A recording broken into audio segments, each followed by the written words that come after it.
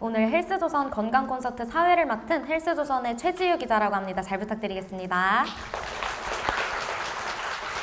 오늘 강연의 주제는 여성의 생애 주기 건강을 위협하는 철결핍성 빈혈에 대한 강연을 들어보도록 할 예정입니다. 오늘 크게는 철결핍성 빈혈을 어떻게 진단하는지, 그리고 이 질환이 있으면 뭐가 위험한지, 그리고 이 질환을 예방할 수 있는 방법은 무엇인지, 그리고 어떤 치료 방법이 있는지까지 총체적으로 같이 알아보는 시간을 갖도록 하겠습니다. 그럼 지금부터 본격적인 강연을 시작해 보겠습니다. 철결핍성 빈혈의 원인과 증상에 대해서 먼저 소개해 주실 용인 세브란스 병원 산부인과 어경진 교수님을 먼저 무대 위로 모시겠습니다. 다들 큰 박수 부탁드리겠습니다. 안녕하세요. 저는 용인 세브란스 병원에서 중이암 환자들을 돌보고 있는 어경진이라고 합니다. 저는 이제 월경 과다나 피로나 숨가쁨 이런 증상처럼 이제 우리가 알 수 있는 철결핍성 빈혈의 제가 원인과 증상에 대해서 이제 설명해 드리겠습니다. 빈혈은 말하자면은 이제 어떤 현상이거든요. 결과적으로 우리 몸에 적혈구가 부족해지는 상황을 얘기하는 거거든요. 적혈구가 뭐냐?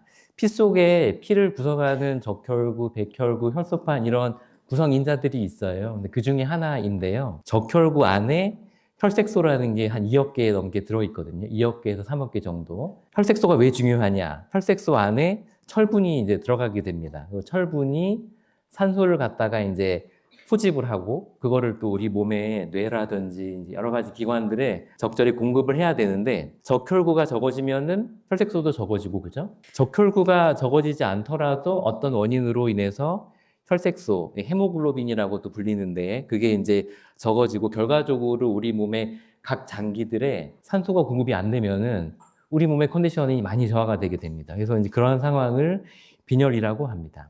근데 빈혈이 왜 생기냐? 원인은 다양합니다. 빈혈이라는 거는 어쨌든 이제 결과적으로 적혈구가 적게 생성되는 것이기 때문에, 적혈구가 근데 어디서 만들어지냐 하면은 골수에서 만들어져요. 근데 골수에 문제가 있을 때는 빈혈이 생길 수가 있겠지. 안 만들어지니까. 그거를 이제 재생불량성 빈혈이라고 그러고, 이것도 만들어지는 과정에 비타민 B12가 아주 큰 역할을 하거든요. 근데 예전에는 이제 그게 부족한 경우도 있어가지고 이것 때문에 빈혈이 생기는 경우가 또 있어요. 근데 이거가 이제 예전에는 치료가 어려워가지고 악성 빈혈이라고도 불리기도 했는데, 최근에는 원인도 알게 되고 치료가 이제 비교적 간단해져서 하지만 이제 악성 빈혈이라고 불리고 있습니다. 그리고 골수에서는 잘 만들어졌는데 이게 만들어진 거가 이제 깨어진다. 그러면 또 이제 빈혈이 생길 수가 있겠죠. 그걸 또 용혈성 빈혈이라고 따로 부르고 있고, 철이 흡수되고 또 이제 골수에서 피가 만들어지는 과정에 의외로 콩팥에서 배출하는 EPO라고 하는 이제 어떤 물질이 중요한 역할을 하거든요. 그래서 이제 신분혈증이라든지 여러 가지 콩팥에 문제가 있는 분들이 또 빈혈이 생기는 경우가 또 있어요. 그런 경우도 있지만 가장 많은 경우는 이제 철결핍성 빈혈입니다. 그래서 이제 요 말에 이 원인과 결과가 다 담겨 있거든요. 그래서 결과는 빈혈인데 원인이 철결핍성 때문에 생긴다. 이렇게 알고 계시면 되겠습니다. 그래서 오늘은 여러 빈혈 중에서 철결핍성 빈혈에 대해서 이제 말씀드릴 건데, 왜 주제가 이렇게 됐냐면은 이게 워낙 흔하거든요. 그래서 이제 여성분들 5분 중에 1분이 빈혈이 있어요. 그리고 이제 특히나 임산부 같은 경우가 이제 반 정도가 있고, 남성분들 중에서도 이제 3% 정도가 어떻게든 이제 철결핍성 빈혈이 있다고 생각하시면 되겠습니다. 원인은 어떠한 이유에서라든지 철분이 부족하게 되고, 그것 때문에 이 혈액이 산소를 충분히 공급하지 못하는 상태, 이거를 이제 철결핍성 빈혈, 영어로는 그냥 의사들은 ID 이렇게 부릅니다. 이제 아이언 데피션시 아네미아 이렇게 해가지고. 그래가지고 이제 철분이 그렇다면 아주 중요한데 우리 몸에 어떤 식으로 흡수되고 대사가 되냐, 이거에 대해서 간단한 그림인데요. 우리 간이라든지 붉은 고기 같은 데 철분이 많이 있거든요. 그걸 흡수하게 되면은 소장에서 흡수하게 됩니다. 근데 어느 이유에서든지 일부 손실이 되고 일부가 이제 흡수가 되고 나면은 이제 피 속에 트랜스페린이라고 하는 물질이 있거든요. 이거는 이제 조금 복잡해질 수가 있는데, 트랜스페린이 철분을 가지고 골수로 가게 돼요. 골수에서 이제 여러 가지 어떤 작용을 통해 가지고 이 철분을 재료로 해가지고 헤모글로빈과 해가지고 적혈구가 만들어지는 거거든요.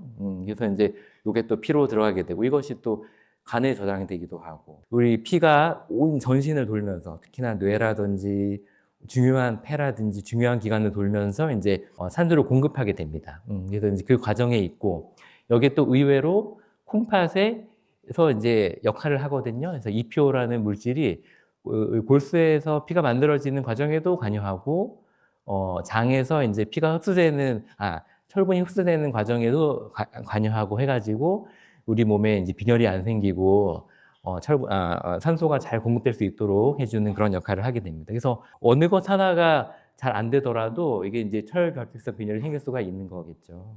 근데 이제 철결핍성 빈혈이 사실은 단계가 있습니다. 우선 정상부터 보시면은 일단은 결론적으로 헤모글로빈이라는 게 중요하거든요. 이게 이제 충분히 있으면은 우리 몸에 산소 공급이 잘 되는 거예요. 근데 이제 우리 몸은 워낙에 여러 가지 상황들을 다 대처해야 되기 때문에 체내에 저장되어 있는 것도 중요하거든요. 쉽게 설명드리면 요거는 우리가 당장 생활비로 쓸 수 있는 현금이라고 보시면 되고 요 이제 페리틴이라는 건데 요거는 이제 은행 잔고를 생각하시면 됩니다. 그래서 이제 은행 잔고도 충분하고 현금도 충분하면은 정상이죠.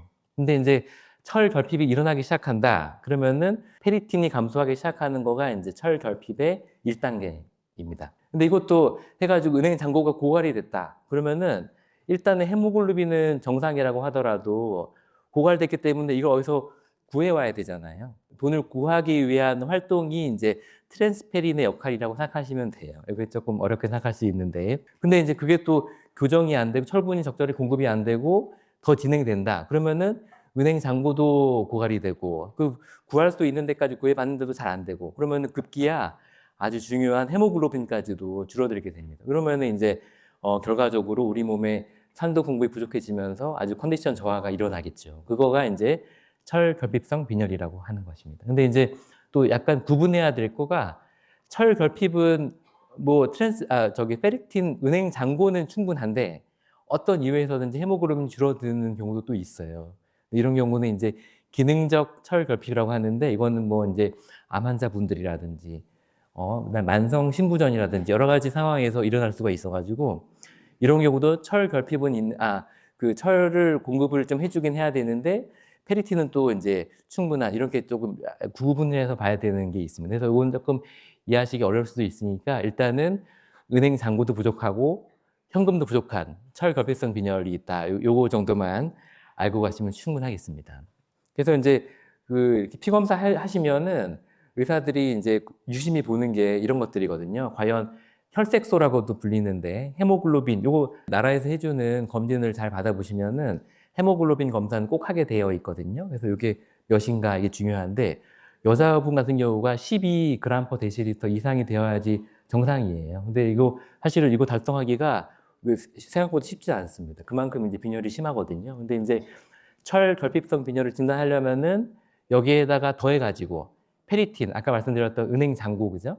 이거 헤모글로빈은 손 안에 든 현금, 그리고 이제 페리틴은 은행 잔고라고 생각하시면 되는데 이 저장철도 떨어질 때가 얘기하는데 정상은 이제 여성분들은 30 마이크로그램/리터 이상이 이제 정상이라고 보시면 됩니다. 그래서 이제 철결핍성 빈혈을 진단하기 위해서는 헤모글로빈도 떨어져 있고 동시에 페리틴도 떨어져 있을 때 이제 철이 부족해가지고 빈혈 생겼구나 이런 식으로 진단을 할 수가 있는 것입니다.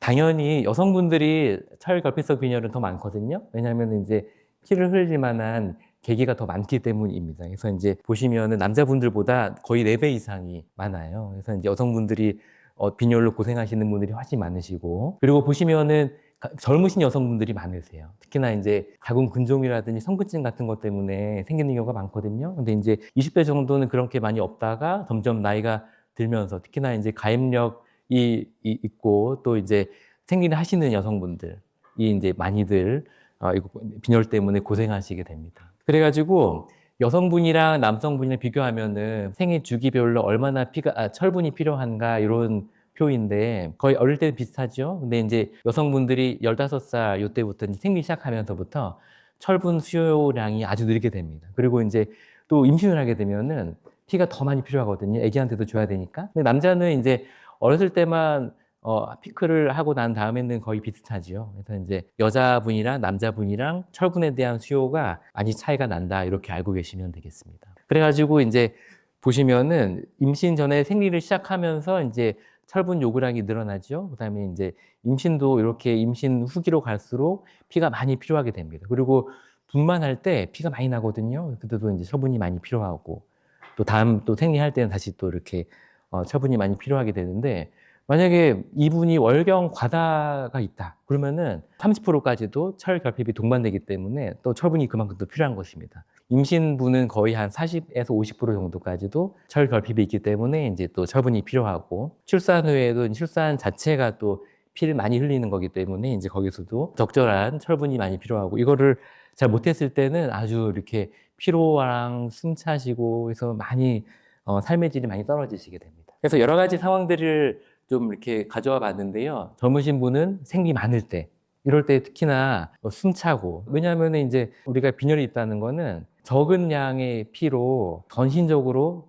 어떻게 순환을 시켜야 되니까 심장이 그만큼 무리를 해야 됩니다. 펌프가. 그러면 이제 숨차고 그럴 수밖에 없죠. 어지럽고. 그 다음에 임신 중에는 특히나 피가 많이 필요한데 피가 없다 그러면은 특히나 호흡곤란이나 어지럼증 때문에 또 임신한 상태에서 고생하시는 분들도 많으시고 또 출산 후에도 이 빈혈이 적절하게 교정이 되지 않으면은 너무나 고생하시게 됩니다. 특히나 수술 자체가 피를 많이 흘리게 되거든요. 산부인과 수술이 좀 그런데 산부인과 수술에서도 적절하게 철분이 공급되지 않으면은 수술 후에도 매우 피곤하시고 창백해져가지고 삶의 질이 많이 떨어지게 됩니다. 앞서 말씀드린 거는 전부 다 이제 자궁출혈에 대한 거예요. 이게 가장 흔한 것이고, 그 다음에 그거 말고도 철분을 많이 흡수하지 못했을 때, 특히나 이제 위에 문제가 있다거나 장질환이 있다거나 이제 크론병처럼 이제 염증성 장질환이 오래된 분들, 그 다음에 수술을 받으신 분들, 그렇죠? 그 다음에 제산제를 장기 복용하는 경우에도 철분 흡수가 잘 안 될 수가 있습니다. 그리고 잘 드셔도 위궤양이 있거나 이제 대장에 어떤 궤양이나 용종 같은 것 때문에 출혈이 있다. 그러면 또 이제 손실이기 때문에 자궁출혈이 가장 많지만 그 다음엔 이런 것 때문에도 이제 철분 손실이 되게 됩니다. 그리고 아무리 잘 드셨다 그래도 이제 철분이 부족하는 경우가 또 있거든요. 고기도 잘 드셔야 되고 그러는데 채식 위주로 식단을 했을 때는 섭취가 또 부족하게 되게 됩니다. 근데 이제 이게 어떤 문제가 생기냐?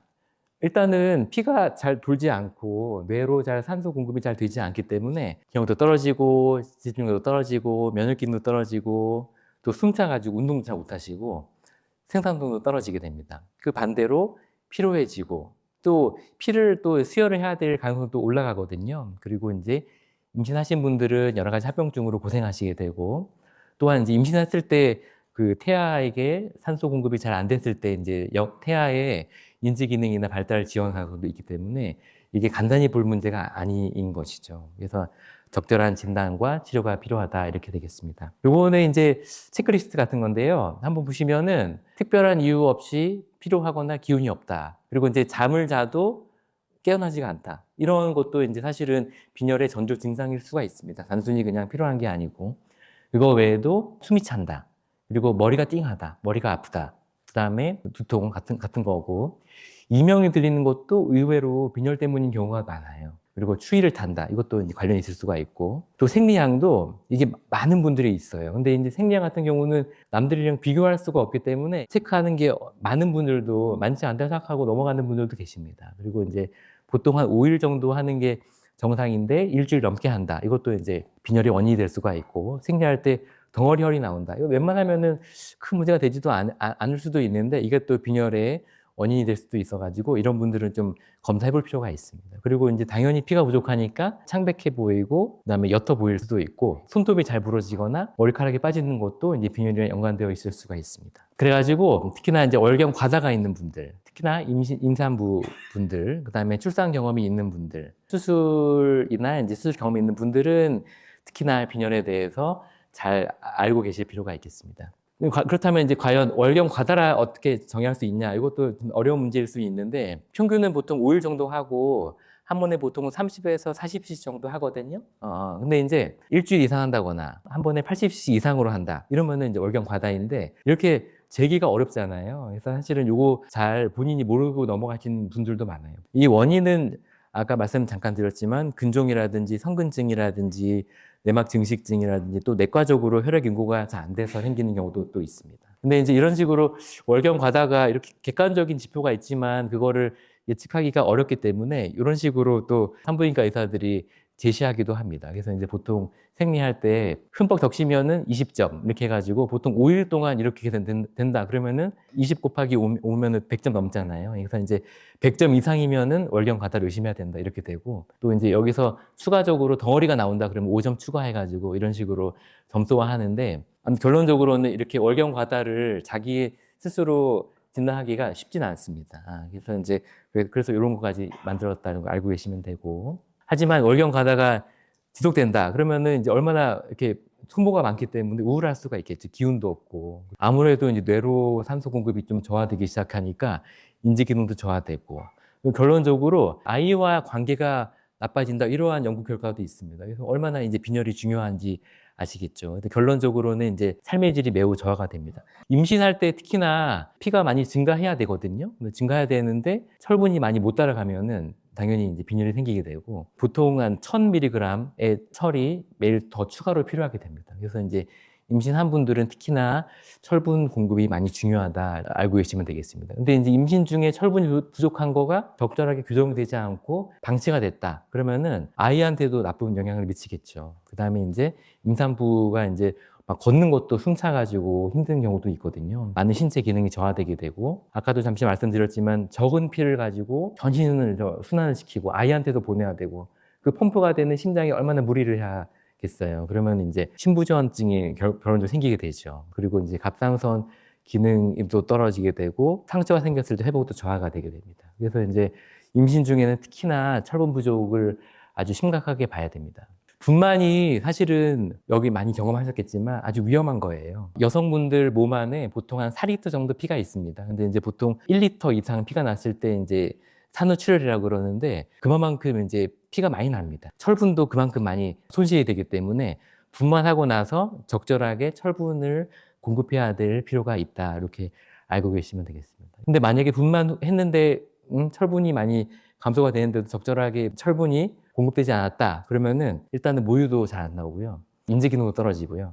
우울해지고 또 신체 기능이 다 떨어지고 그다음에 정서적으로 우울증도 많이 와요. 결론적으로는 신생아와 관계도 깨어진다. 이러한 연구도 있습니다. 그래서 이제 분만 후 철결핍성 빈혈의 교정이 아주 중요하다. 이렇게 알고 계시면 되겠습니다. 그리고 특히나 수술을 해야 된다. 수술 자체가 피를 많이 흘리는 거거든요. 그래서 이제 특히나 이제 산부인과 수술할 때도 이제 피가 많이 나고요. 다른 소화기 쪽으로 뭐 위나 대장 같은 수술할 때도 피가 또 날 수 있기 때문에 이러한 수술을 해야 될 때 빈혈 교정을 반드시 해야 되고 그것이 안 되면은 이제 아주 고생하시게 됩니다. 그래서 결론적으로 수술 전에 빈혈이 교정이 안 된 상태에서 수술했을 때는 사망 위험도 증가하고 입원도 길어지고 콩팥도 망가질 수가 있고 감염도 쉽게 생기고 결론적으로 피를 맞아야 될 가능성도 올라가는 그런 게 있기 때문에 수술해야 되는 분들은 수술 전에 빈혈이 없나 이거 저희가 병원에서 아주 면밀하게 조사를 하고 있습니다. 그래서 이제 수술 중에 출혈했을 때는 철분 손실이 당연히 생기고 수술 후에도 적절하게 잘 공급을 해야 되기 때문에 철분 보충이 반드시 필요하다고 하겠습니다.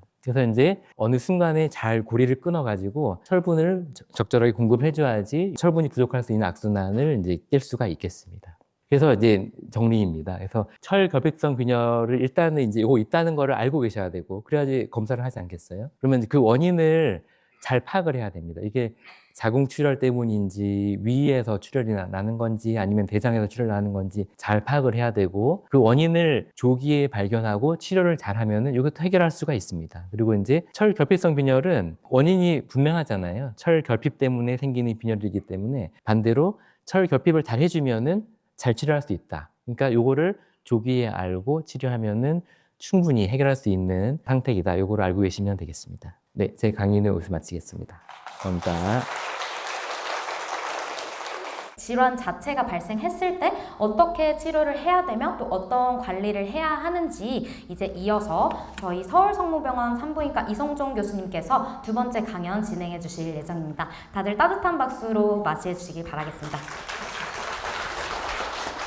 예, 안녕하십니까. 서울성모병원 산부인과 이성종입니다. 자, 철이라고 하는 것은 우리 적혈구를 이제 구성하는 성분 중에 이제 굉장히 작습니다. 이렇게 작은데 또 이 철은 어디에 속해 있느냐? 헤모글로빈이라고 하는 것이 아주 굉장히 작은 곳에 섞여 있고, 이런 또 헤모글로빈은 이 적혈구라는 세포 안에 이제 포함이 되어 있는 거죠. 이제 굉장히 뭐 어려운 구조긴 하지만 하여튼 내가 잘 지낼 수 있는 게 이제 만드는 기본 건강이 굉장히 중요합니다. 이제 결국 이제 철을 잘 복용을 해야 됩니다. 이제 음식으로 복용을 할 수도 있고, 제일 쉬운 거는 뭐를 복용하면 될까요? 소의 간, 돼지 간. 왜 돼지간과 소외간을 드실까요? 철이 어디에 저장되어 있을까요?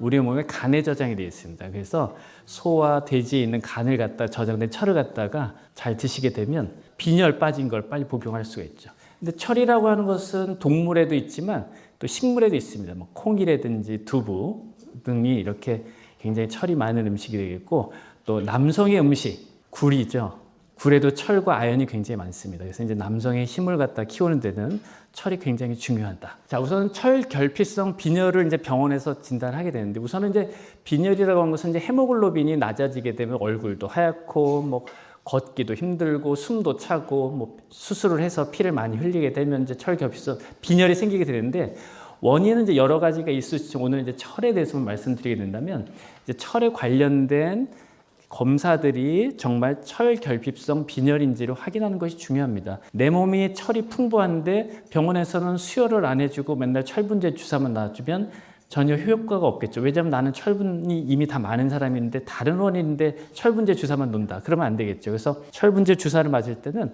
철이 정말 부족한지를 꼭 확인을 해봐야 됩니다.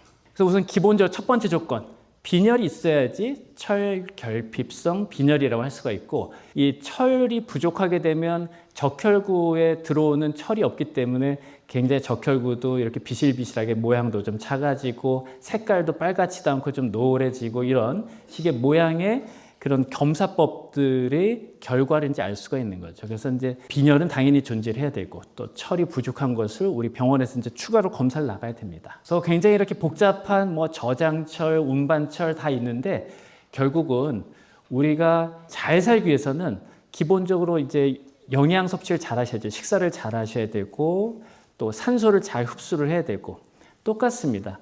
결국 우리 철 결핍성 빈혈이라는 것은 주변에 뭐 맛있는 음식도 많고 산소도 풍부한데 그 무궁무진한 산소를 갖다 내가 갖고 올 그게 없는 거예요. 그러한 저장을 할 수 있는 그릇을 우리가 마련해야 됩니다. 그래서 철이 우리 건강을 유지하는 데 굉장히 중요하다. 자, 그래서 이제 그런 좋은 것들을 받으려면 이런 철에 관련된 것들을 잘 흡수를 한 것을 이제 체크를 해야 됩니다. 이렇게 복잡한 표가 있지만 우리가 철이 부족했을 경우에 주사제로 맞을 때 보통 어느 정도면 충분하냐면 1000mg, 즉 1g의 철이 보통은 이렇게 제형으로 나와 있습니다. 그래서 아무리 뭐 이렇게 철이 뭐 복잡한 계산식을 해도 하여튼 결론은 1000mg 정도의 철을 흡수를 하게 되면 오늘 투여받는 양으로서 충분하다. 이렇게 이해를 하시면 될 것 같습니다. 자, 그럼 철을 우리가 흡수하려면 먹는 철분제, 또 주사로 하는 정맥 철분제, 수혈이 있습니다. 그럼 과연 병원에서는 어떻게 이렇게 평가를 할 것인가? 항상 이 상황에서 무엇이 가장 위급하고 것인가를 잘 파악을 해가지고, 즉 득이 되는 거는 과다 출혈일 때는 수혈, 우리가 좀 시간을 기다려 볼 수 있을 때는 철분제를 선택할 수 있습니다. 그럼 철분제는 주사를 맞는 게 좋을까요? 아니면 이제 경구로 복용하는 것이 좋을까요? 나는 막 너무 주사 맞는 게 힘들다. 그러면 경구로 복용을 할 수가 있고요. 또 경구로 복용 못하는 분들이 좀 계십니다. 여기에 맞는 자기의 치료법을 이제 선택을 해야 되는 거죠. 근데 그런 것들은 이제 병원에 있는 이제 의사들이 다 이제 할 수 있을 것 같습니다. 우선은 이제 가벼운 빈혈일 경우에는 철분제를 좀 한 달 정도 경구로 이렇게 드시는 거를 복용할 수 있습니다. 시간도 좀 많고 약간의 빈혈일 경우에는 철분제를 복용하시면 되는데, 이 철분제를 드시게 되면 대부분 하시는 분들이 우선 소화가 안 되고 약간 메스껍고 변비가 생기고 이런 것들을 호소합니다. 그래서 철분제를 저희가 처방을 해도 나는 집에 철분제가 쌓여있고 먹질 않는다, 이렇게 말씀하시는 분들이 꽤 많으십니다. 그래서 그런 분들에게는 다른 형태의 철분을 이제 공급을 해야 됩니다. 자, 그러면 우리가 이제 정맥으로 투여를 하는 철분제는 굉장히 이제 빠른 시간 내에 효과를 볼 수가 있는데 문제는 비쌉니다.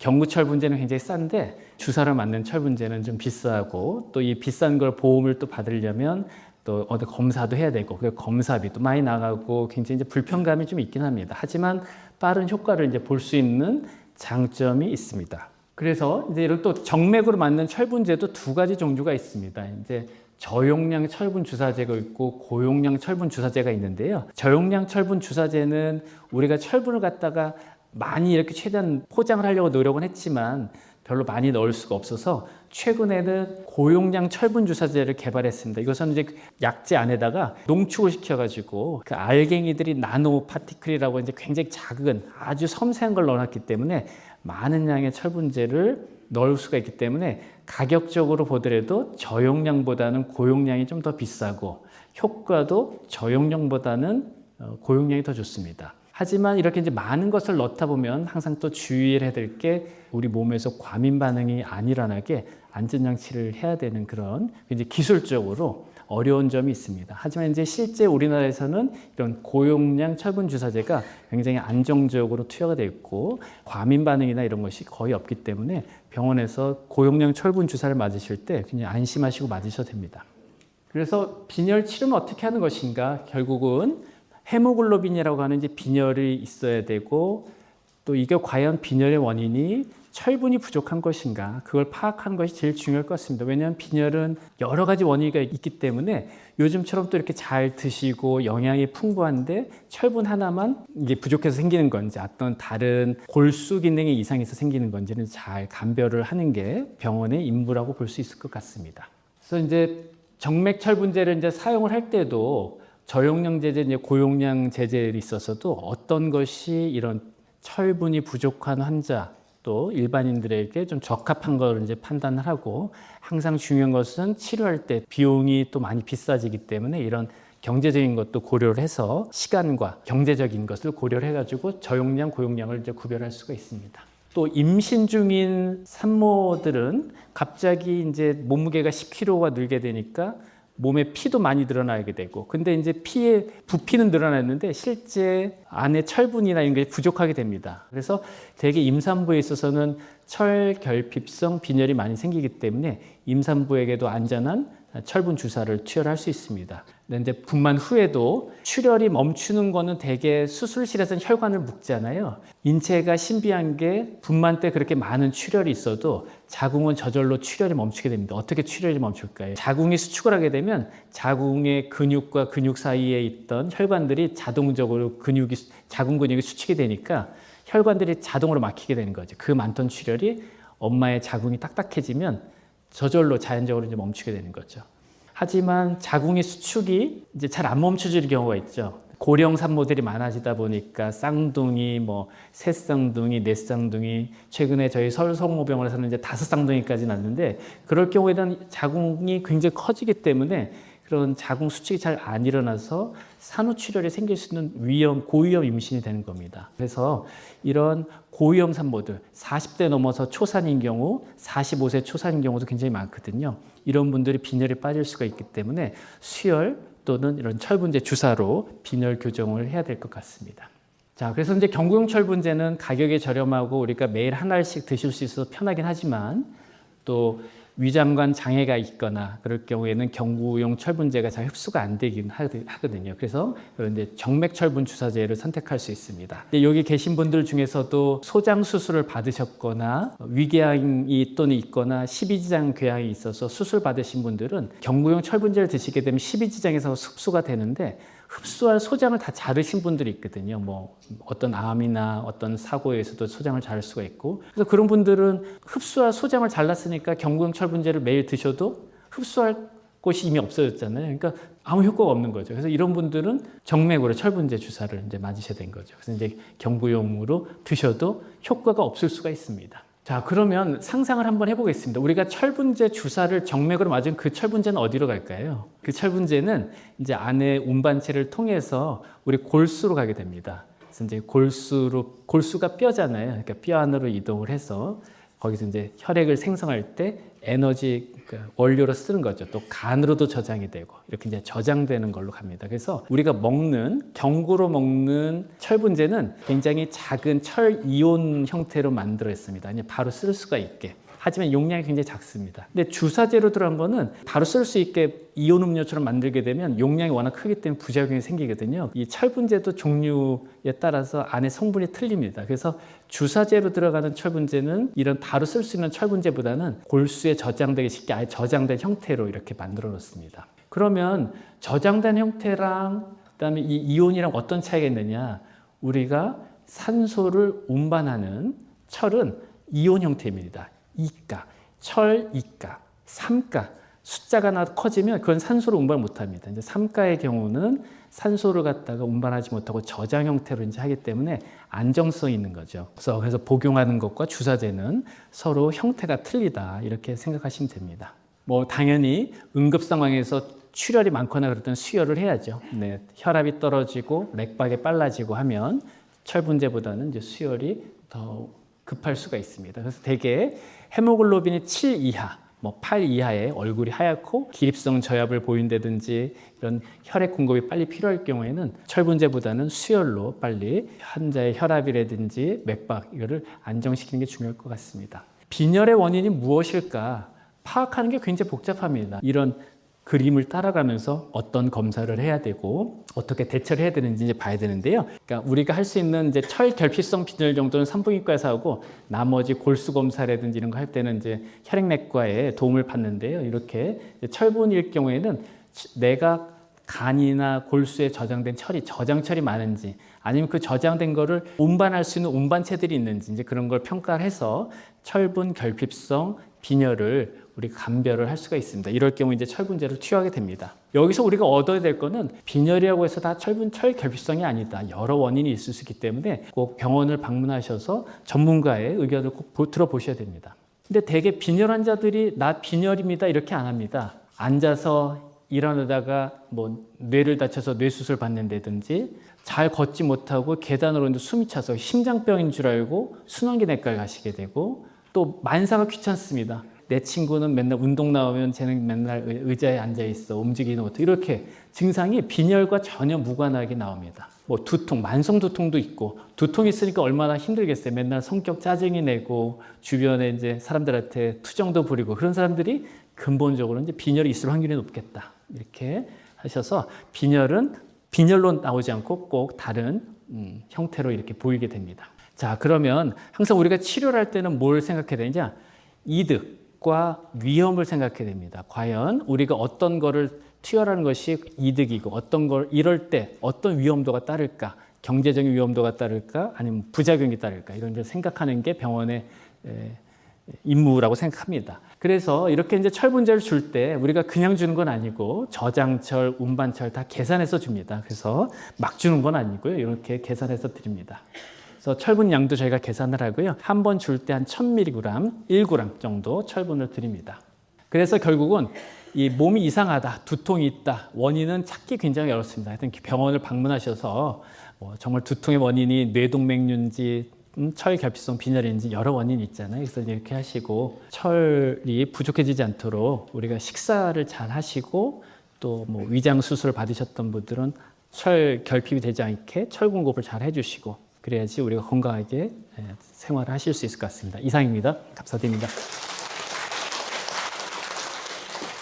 그럼 지금부터 본격적인 토크쇼 진행해 보려고 하는데요. 오늘 강연 시작하기 전에 참석해주신 분들께서 먼저 포스트잇에 사전 질문 남겨주셨습니다. 철 결핍성 빈혈 치료 시 환자의 비용 부담은 어느 정도인가요? 혹시 보험 급여 적용을 받을 수 있나요? 라고 질문 주셨는데 이거 철 결핍성 빈혈로 정맥 주사를 이제 받을 경우가 제일 비용이 클 것 같습니다. 근데 이 검사를 해야지만 이제 급여를 받을 수가 있고요. 두 가지를 보통 많이 하는데 저장철이 낮을 경우, 그다음에 운반철이 낮을 경우 두 가지 검사를 해서 여기 기준이 통과될 경우에는 정맥 철분 주사제를 보험 급여로 받을 수가 있습니다. 철 결핍성 빈혈이 있어도 일상생활을 계속 유지하는 경우가 많은데 치료를 꼭 해야 하는 이유는 무엇인가요? 라고 해주셨습니다. 말씀하시는 경우가 꽤 있어요. 만약에 빈혈이 갑자기 생겼다. 그러면은 못 견디거든요. 막 숨차고 머리 아프고 해가지고. 근데 서서히 오는 경우가 많기 때문에 사람이 몸이 또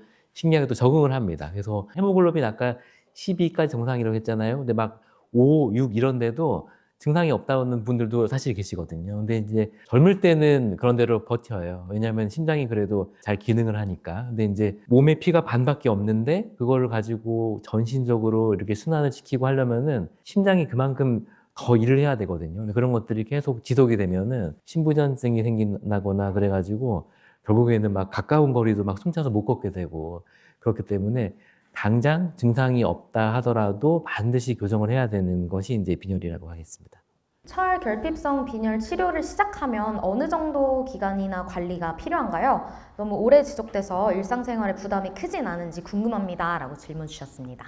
이건 드시는 철 같은 경우가 이제 잘 봐야 되는데요. 의료의 모든 행위가 이득과 위험이 있다고 했잖아요. 근데 이제 철도 사실은 위험 분담을 하는 거거든요. 대표적으로 위장 장애가 생길 수가 있어요. 뭐 변비라든지 뭐 속쓰림이라든지 소화불량 이런 것들이. 그러니까 이제 만약에 철은 충분한데 그거를 계속 드실 필요는 없겠죠. 그래서 빈혈이 심하면은 사실은 한 3달 정도 약을 드시게 하고 피 검사한 다음에 잘 보충이 되었는지 보고 이걸 이제 철을 계속 하는 거가 이득이 많은지 그거를 잘 판단을 하면서 해야 됩니다. 그래서 처음에 빈혈이 어느 정도인지 따라서 다르겠지만 저 같으면 보통 그래도 한 3개월은 드셔보시게 하고 아주 심하다고 하면은 그러고 나서 이제 피 검사하고 나서 좋아졌나 확인을 할 것 같습니다. 철결핍성 빈혈의 의심 증상이 일상에서 흔히 겪을 수 있는 증상인 것 같습니다. 좀 그 증상이 경미해서 의심이 되더라도 병원을 꼭 가야 할지 고민되는 경우가 많은 것 같은데 딱 어느 정도일 때는 꼭 병원에 내원해서 검사를 받아봐야 할까요? 라고 질문 주셨습니다. 그래서 우리나라에서 이제 1년에 한 번 검진해 주거든요. 그 기본 검사 중에 혈액 검사가 그래서 포함이 되어 있어요. 그래서 이제 아까 보여드렸던 헤모글로빈은 반드시 검사하게 되어 있으니까 그거는 아주 유의해서 잘 봐야 될 것 같고 헤모글로빈뿐만 아니라 여러 가지 이제 기관들의 건강을 체크하기 위해서는 아무리 건강하시다고 하더라도 1년에 한 번은 가까운 병원에서 혈액 검사 해보시는 걸 추천드립니다. 그러면 이제 초기에 어떤 빈혈이라든지 아니면 다른 병도 발견하고 해결할 수가 있으니까 1년에 한 번은 증상이 경미하고 미심쩍다고 하더라도 한 번씩은 혈액 검사 해보는 거를 권유드립니다. 제가 또 기억을 좀 잘하기 위해서 저희 암 환자분들 예를 한번 좀 들어보도록 하겠습니다. 예를 들면 이제 곰팡이가 잘 살려면 여름에 이제 습도가 높아야 되고 또 곰팡이가 먹고 살 영양분도 있어야 되고 모든 조건이 만들어야지 곰팡이 잘 살잖아요. 암 세포가 잘 자라려면 우선은 빈혈이 있어야 됩니다. 저산소증. 예. 그래야지 암이 잘 살거든요. 방사선을 쬐도 방사선에 의해서 암세포가 죽지 않고 오히려 저항성을 갖게 됩니다. 그래서 빈혈과 저산소증은 암세포가 살기에 너무 행복한 환경이다. 그래서 하여튼 여러 가지를 봤을 때 이런 빈혈이 없어야지 이런 혈액 공급도 많고 면역세포들도 우리가 잘 가서 순찰하기 위해서는 정상적인 혈액세포들을 위해서 꼭 빈혈이 생기지 않도록 몸 관리를 잘 하셔야 될 것 같습니다. 네, 너무 답변 감사드립니다. 마무리 멘트로 정리를 너무 잘해주신 것 같아가지고 자연스럽게 저희 현장 질문으로 넘어가 보도록 하겠습니다. 철결핍성 빈혈이 그 완치가 가능한 질환인지 궁금해요.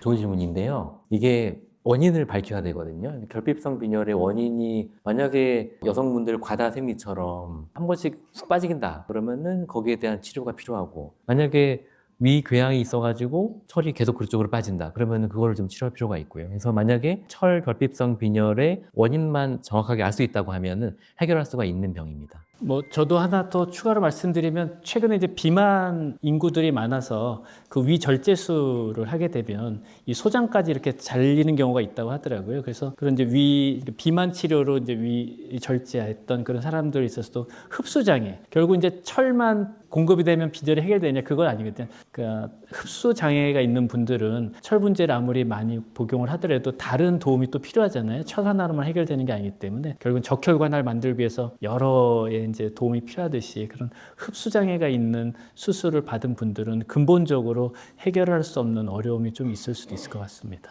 철결핍성 빈혈을 진단받아가지고 병부 철분제를 먹었거든요. 근데 먹으니까 속쓰리고 약간 이제 변비도 오고 그런 부작용이 있었는데 이런 경우에는 어떻게 어떻게 치료가 되는지 궁금합니다. 자, 우선은 경구 철분제를 드시잖아요. 결국은 경구 철분제를 100만큼 드시게 되면 흡수되는 건 10이거든요. 그럼 과연 이런 경구 철분제만 복용한다고 가정을 했을 경우에 흡수율을 높이는 게 제일 관건이거든요. 그러면 우선은 산이 많아야 됩니다. 위산이 있어야 되고 비타민 C 같은 것이 있어야지만 철분 흡수를 높이거든요. 커피, 차 이거는 철분 흡수를 막습니다. 그렇기 때문에 결국은 이제 이런 걸 피하시고 오렌지 주스를 같이 좀 드신다든지 하는 경우에 되면 철분 흡수를 높일 수 있죠. 그래서 이제 그런 거를 조절하시고 경구가 잘 효과가 없다 그럴 때는 정맥 철분 주사를 하시는 게 좋으실 것 같고 일반적으로 저는 환자분들께 경구로 드시는 거는 한 달 드시면 헤모글로빈 1이 오르고 철분제 주사는 한 팩을 맞으면 1이 오르고 이렇게 설명을 드립니다. 그래서 이제 주사로 따끔하게 맞으실 거냐 아니면 한 달 동안 꾸준히 드실 거냐 편하신 방법으로 권해드리고 있습니다.